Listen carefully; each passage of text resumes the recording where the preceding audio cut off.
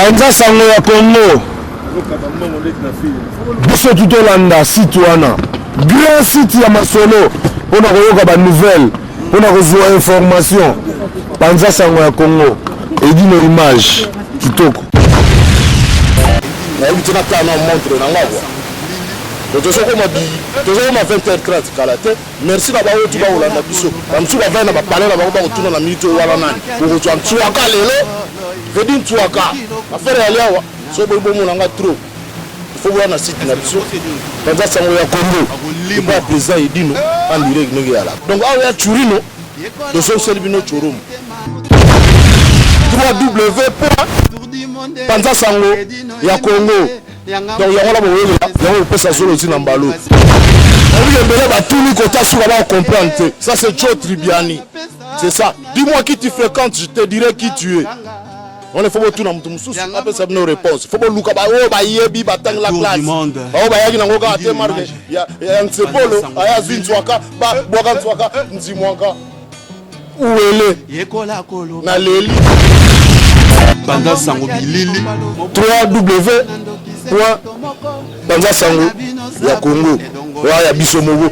Et dit nos images na pointe toujours et Simba. Obike na leli. Na leli.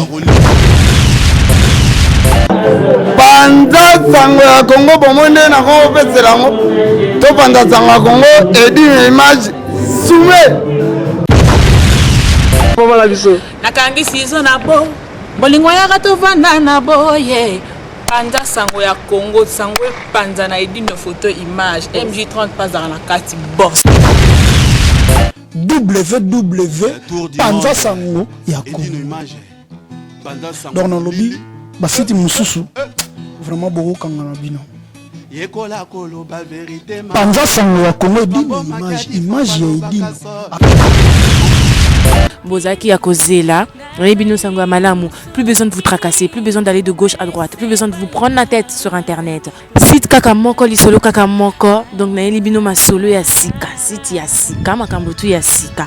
Eza Kaka site Moko, bo panzana lisusu te, bo kende gauche droite te, bo tracasser te, balandi, ba internet nyonso. Site yango eza www.panzasangoyakongo.net www.panzasangoyakongo.net. Bo palanganya lisusu te, bo se tracasser te, site na bino yango wana.